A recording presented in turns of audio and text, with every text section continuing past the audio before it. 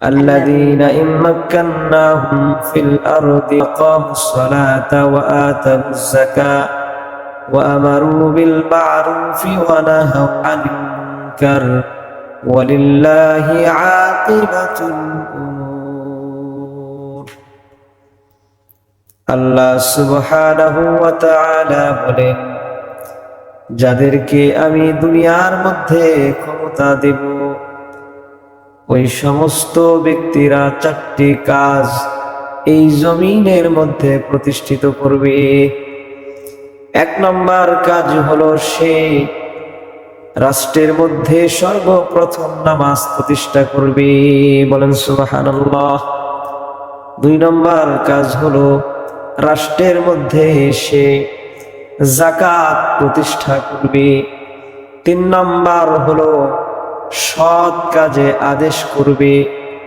চার নম্বর হলো অসৎ কাজে নিষেধ করবে। দেশের বর্তমান অবস্থা সম্পর্কে আমরা সকলেই অবগত আছি যে সদ্য আমাদের দেশটা একটা জালেম থেকে মুক্ত হলো, স্বাধীন হলো। এটা আমাদের একটা বিজয়ের প্রথম ধাপ। আমাদের এই বিজয়ের চূড়ান্ত লক্ষ্যে পৌঁছতে হলে আমাদের আরো বেশ কিছু কাজ করতে হবে। যেমন আমাদের দেশটা একটি মুসলিম দেশ, সে হিসেবে আমাদের দেশের শাসন ব্যবস্থাটা ইসলামিক শাসন ব্যবস্থা হওয়া অতীব জরুরি এবং প্রয়োজন। এজন্য ইসলামী রাষ্ট্রের রূপরেখা সম্পর্কে কোরআন ও হাদিস থেকে কিছু আলোচনা পেশ করব ইনশাআল্লাহ।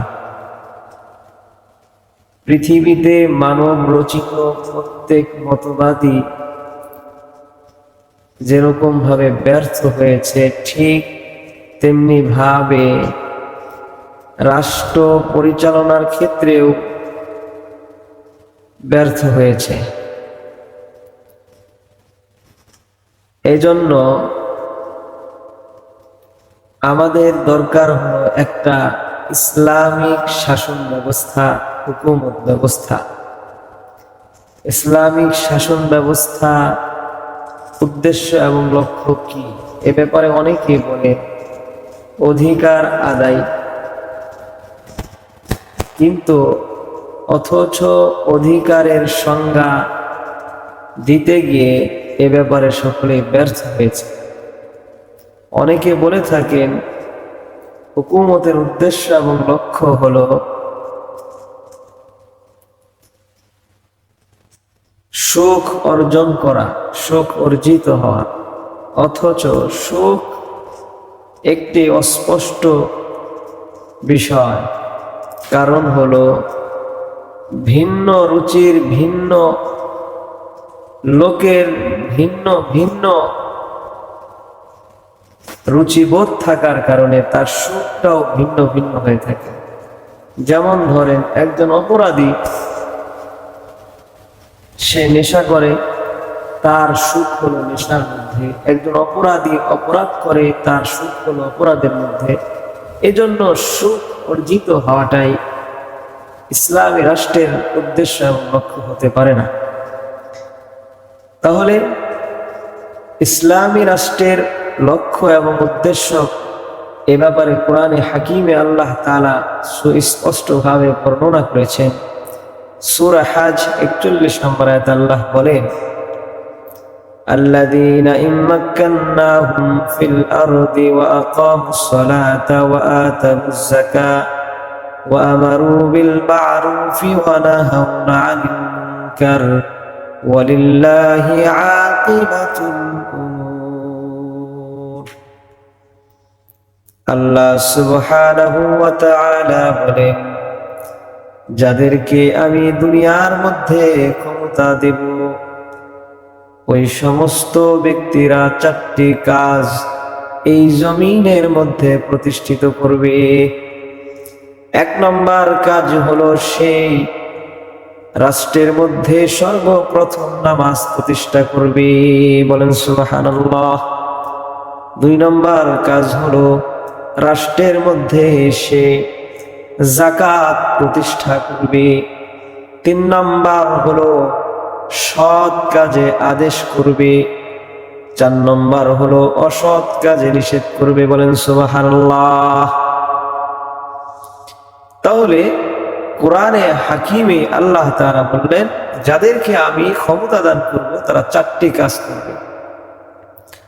তাহলে এর থেকে বোঝা যায় ইসলামী রাষ্ট্রের হুকুমতের উদ্দেশ্য এবং লক্ষ্য হলো সৃষ্টের পালন, দুষ্টের দমন। এটা হলো ইসলামী হুকুমতের উদ্দেশ্য। এজন্য একজন হুকুমত, একজন রাষ্ট্রপ্রধান, ইসলামিক রাষ্ট্রের রাষ্ট্রপ্রধানের কাজ হলো সর্বপ্রথম তিনি নামাজ প্রতিষ্ঠা করবে, যাকাত প্রতিষ্ঠা করবে, সৎ কাজের আদেশ করবে, অসৎ কাজের নিষেধ করবে। এবার আমরা এই 4টি বিষয়কে ব্যাখ্যা করতে পারি। 1 নম্বর, নামাজ। ইসলামী হুকুমত রাষ্ট্র পরিচালনার জন্য মুসলমানদেরকে সুশৃঙ্খল হওয়া অত্যন্ত জরুরি।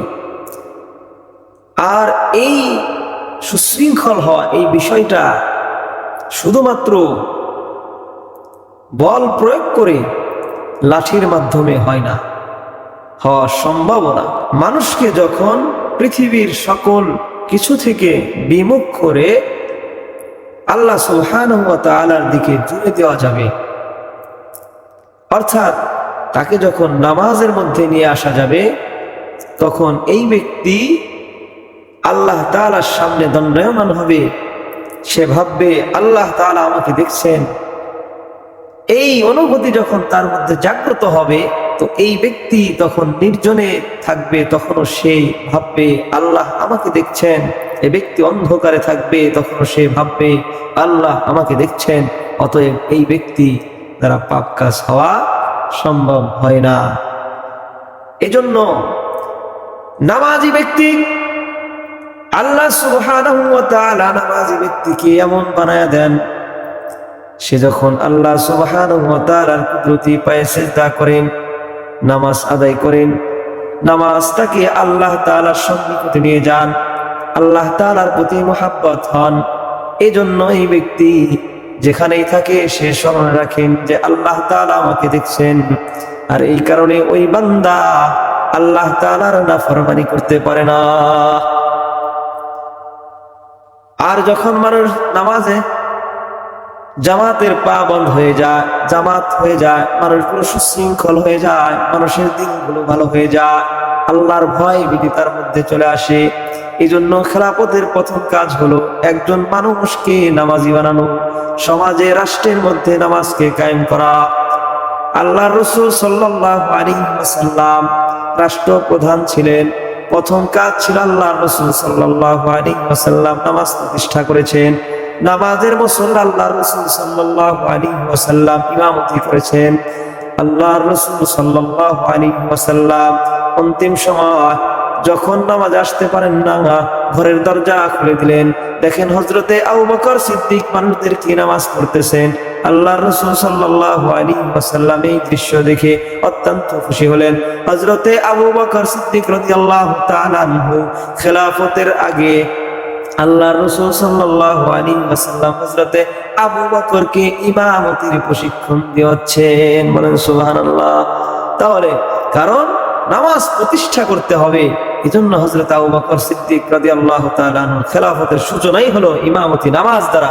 এজন্য নামাজ আমাদের ঠিক করতেই হবে, ঠিক কিনা বলেন? এজন্য হযরত ওমর রাদিয়াল্লাহু তাআলা আনহু চিঠি লিখতেন গভর্নরদের কাছে, তোমাদের দায়িত্ব অসংখ্য, অগণিত দায়িত্ব, তার মধ্যে সর্বপ্রথম কর্তব্য দায়িত্ব হলো তোমরা 5 ওয়াক্ত নামাজ নিজে পড়বা এবং তোমার অধীনস্থদেরকে 5 ওয়াক্ত নামাজ পড়াবা। এভাবে মুয়াত্তা মালিক হাদিসের কিতাবের মধ্যে আসছেন, যে ব্যক্তি তার নামাজকে হেফাজত করলো সে দিনের অন্য অন্য বিষয়গুলোকে হেফাজত করবে, আর যে ব্যক্তি নামাজকে ধ্বংস করে দিল সে সব কিছুকেই বরবাদ করে দিল। বলেন নাউজুবিল্লাহ। এজন্য নামাজ কত প্রয়োজন আমাদের জন্য। এজন্য ইসলামী হুকুমতের জন্য আমাদের সর্বপ্রথম একজন শাসকের কাজ হলো যে সে নামাজকে প্রতিষ্ঠা করবে। 2 নম্বর, যাকাত। আদায় করবে। কেন? যাকাত আদায় করবে ধনাঢ্য ব্যক্তিদের কাছ থেকে, আর এটা গরিবের মাঝে বিতরণ করে দিবে যারা এটার হকদার। তাহলে রাষ্ট্রের মধ্যে, সমাজের মধ্যে অর্থনৈতিক যে সমস্যা এটা কেটে যাবে, অর্থনৈতিক মন্দা এটা কেটে যাবে, অর্থনৈতিকভাবে সমাজ, রাষ্ট্র উন্নতির দিকে যাবে। আর এর দ্বারা যাকাত আদায়কারীর মধ্যে আল্লাহ তাআলার মুহাব্বত পয়দা হবে। কারণ মালের মুহাব্বত দিল থেকে চলে যাবে, তো দিলের মধ্যে আল্লাহর মুহাব্বত, রুহানিয়াত আসবে। এজন্য নামাজ দ্বারা যেমন দিল আল্লাহর দিকে ঝুঁকবে, যাকাতের মাধ্যমে যেমন নামাজ দ্বারা দিল আল্লাহর দিকে ঝুঁকবে, যাকাত দ্বারা এরকম ভাবে আল্লাহর মুহাব্বত পয়দা হবে। গরিবের সাথে, মানুষের সাথে বন্ধন হবে, ভ্রাতৃত্বের বন্ধন হবে। তাহলে রাষ্ট্র পরিচালনার জন্য সকলের ভ্রাতৃত্ব বন্ধনটা অতীব জরুরি, এটা যাকাতের মাধ্যমে আদায় হয়ে যায়। এজন্য যাকাত দিতে হবে। 3 নম্বর কাজ হলো সৎ কাজে আদেশ করতে হবে। এই বিষয়টা আমরা সকলেই বুঝি যে ভালো কাজ, যে কোনো ভালো কাজ আদেশ করতে হবে। হাদিসের মধ্যে আসছে, আনাস রাদিয়াল্লাহু তাআলা আনহু আল্লাহ রাসূলকে জিজ্ঞেস করছেন, ইয়া রাসূলুল্লাহ, সাহাবারা জিজ্ঞেস করতেছে যে আমরা তো সৎ কাজ পরিপূর্ণভাবে করতে পারি না, তাহলে কি আমরা সৎ কাজের আদেশ করব না? আমরা তো খারাপ কাজ থেকে পরিপূর্ণভাবে বিরত থাকতে পারি না, তাহলে কি আমরা খারাপ কাজ থেকে নিষেধ করব না? আল্লাহ রাসূল বলছেন যে হ্যাঁ, অবশ্যই। তুমি যদি পরিপূর্ণভাবে সৎ কাজ নাও করতে পারো, তাহলে তোমাকে পরিপূর্ণভাবে সৎ কাজের আদেশ করতে হবে। তুমি যদি বিরত নাও থাকতে পারো অসৎ কাজ থেকে, তাও তোমাকে অসৎ কাজে নিষেধ করতে হবে। এই জন্য সৎ কাজের আদেশ আমরা করবো ইনশাআল্লাহ। 4 নম্বর যে বিষয়টা, সেটা হলো অসৎ কাজ থেকে মানুষকে বিরত রাখবো। এই বিষয়টা আমরা সকলেই বুঝি। সমাজে, দেশে যেথায় অসৎ কাজ হবে, খারাপ কাজ হবে, গুনাহের কাজ হবে, এটাকে আমরা মানা করব। এই ব্যাপারে মুসলিম শরীফের হাদিস আছে, আল্লাহ রাসূল বলছেন যে অসৎ কাজ যদি তোমার সম্ভব হয় হাতের মাধ্যমে বাধা দেওয়া, তাহলে হাত দ্বারা বাধা দেওয়া। আর যদি হাত দিয়ে বাধা দেওয়ার ক্ষমতা তোমার না থাকে, তাহলে জবান দিয়ে তুমি বাধা দিবা। আর যদি সেটাও না থাকে, অন্তর দ্বারা ঘৃণা করবা এবং এটাকে পরিবর্তনের একটা ফিকির করবা। এই 3 স্তরের এই 3 স্তরের কাজ আমাকে করতেই হবে, না হলে আমি মুমিনের কাতারে থাকতে পারবো না। ফতোয়া আলমগীরিতে আসছে যে হাত দ্বারা যে বাধা দেওয়ার কাজটা, এটা হবে ক্ষমতাধর রাষ্ট্রের, সমাজের ক্ষমতাধরদের কাজ। আর মুখ দিয়ে বলার কাজটা হবে উলামা ইকরামদের। এই জন্য আমরা উলামা ইকরাম বলে যাচ্ছি, আপনাদেরকে সর্বদাই বলতে থাকি। এই জন্য অসৎ কাজ থেকে আমরা বিরত থাকবো। ইসলামী রাষ্ট্রের রূপরেখার উদ্দেশ্য এবং লক্ষ্যের মধ্যে 5 নম্বর যেটা, সেটা হলো দেশের মধ্যে ইনসাফ এবং ন্যায় বিচার কায়েম করা। তদ্রূপভাবে আল্লাহ সুবহানাহু ওয়া তাআলা কোরআনে বলতেছেন, সূরা সাদের মধ্যে আল্লাহ তাআলা বলেন, ইয়া দাউদ ইন্না জাআলনাকা খলিফাতান ফিল আরদি ফাহকুম বাইনান নাসি বিল হক। আল্লাহ তাআলা পবিত্র কোরআনে হাকিমে বলেন, হে দাউদ, আমি আপনাকে জমিনের রাজত্ব দান করলাম, অতএব আপনি মানুষের মধ্যে ইনসাফ কায়েম করেন, হক কায়েম করেন, ইনসাফ ও ন্যায় বিচার প্রতিষ্ঠা করেন। বলেন সুবহানাল্লাহ। তাহলে আমাদেরকে এই কোরআনের আয়াত মেসেজ এটাই দেয়, একজন রাষ্ট্রপ্রধান সে সমাজে, দেশে, রাষ্ট্রের মধ্যে সে ইনসাফ এবং ন্যায় বিচার কায়েম করবে। এবং ইনসাফ এবং এই ন্যায় বিচার কায়েম করবে। ইনসাফ এবং ন্যায় বিচারের ব্যাখ্যাটাও তো আমাদের জানা দরকার। আমি বুঝলাম এটা ইনসাফ, আমি বুঝলাম এটা ভালো, আমি আমার বুঝ দিয়ে যদি ইনসাফ করি, আমার বুঝ দ্বারা যদি আমি বিচার করি, তাহলে সেটা ভুল হতে পারে। এজন্য আল্লাহ তাআলা এবং আল্লাহ রাসূল সাল্লাল্লাহু আলাইহি ওয়াসাল্লাম যেটাকে ইনসাফ বলেছেন, যেটাকে ন্যায় পরায়ণতা বলেছেন, যেটাকে ইনসাফের মাপকাঠি বলেছেন, সেটাকে আমাকে গ্রহণ করতে হবে। এজন্য সূরা মায়েদার মধ্যে আল্লাহ তাআলা 45 নম্বর আয়াতের মধ্যে বলতেছেন যে তোমরা এই কাজ করো, এই কাজগুলো দ্বারা সমাজের মধ্যে তোমরা ইনসাফ প্রতিষ্ঠা করো। যেমন জেনার জন্য বেত্রাঘাত করতে হবে, যেমন রজম করতে হবে, চুরির জন্য হাত কাটতে হবে, তুহমতের জন্য, অপবাদের জন্য বেত্রাঘাত করতে হবে। এগুলো ইনসাফ, এগুলো আল্লাহ রাসূল শিক্ষা দিয়েছেন, এগুলো আমাদেরকে কায়েম করতে হবে। আর যদি ইনসাফ কায়েম না করি, তো আল্লাহ তাআলা এই সূরা মায়েদার 45 এবং 42 নম্বর আয়াতে বলতেছেন, যারা ইনসাফ কায়েম না করবে তাহলে তারা জালেম হবে। আর জালেম যদি হয় তাহলে আল্লাহ তাআলার আযাব আসমান থেকে আসতে থাকবে। এজন্য সমাজের মধ্যে ইনসাফ কায়েমের জন্য আল্লাহ রাসূলের হাদিস, বুখারী শরীফের হাদিস, আল্লাহ রাসূল সাল্লাল্লাহু আলাইহি ওয়াসাল্লাম বলেন, সমাজের মধ্যে যখন দেখবা ধনাঢ্য এবং ক্ষমতাধর অন্যায় করে কিন্তু তাদের বিচার হয় না, তাদেরকে ছেড়ে দেওয়া হয়, আর দরিদ্র অসহায় লোক যখন সে কোনো অপরাধ করে তার বিচার পুঙ্খানুপুঙ্খানু হয় এবং তার উপরে এক্সেস আবার জুলুম করে, তাহলে মনে করবা যে তখন ইনসাফ এবং কি ন্যায় বিচার এই সমাজ থেকে উঠে যাবে। এজন্য আল্লাহ রাসূল বলেন, শোনো, আমার মেয়ে ফাতেমাও যদি অন্যায় করতো তাহলে আমি তাকেও ছাড়তাম না। তাহলে বুঝেন আল্লাহ রাসূল কত সুন্দর আদর্শ আমাদেরকে দিয়ে গেছেন, কলিজার টুকরা তার ব্যাপারে এই কথা। তাহলে আজকে সমাজে একজন ধনাঢ্য ক্ষমতাধর অমুক আত্মীয়র পরিচয়, তাকে ছেড়ে দিলাম, অথচ গরিবকে আমি কি করলাম, ঠিক ঠিক তার কাছ থেকে বিচার নিয়ে নিলাম, তাহলে এটা জুলুম হবে, ইনসাফ হবে না। আর এই কাজ করলে সমাজের মধ্যে ইনসাফ এবং থাকবে না। এই জন্য আসেন, আমাদের এই বর্তমান সময়ে আমাদের সময়ের দাবি হলো একজন ইসলামিক শাসক দরকার এবং দেশের মধ্যে ইসলামী শাসন ব্যবস্থার দরকার। এজন্য আমরা বেশি বেশি আল্লাহ তাআলার কাছে দোয়া করব, ফিকির করব, চিন্তা করব এবং আমরা আমাদের সাধ্যমতো কাজ আঞ্জাম দেব। আল্লাহ তাআলা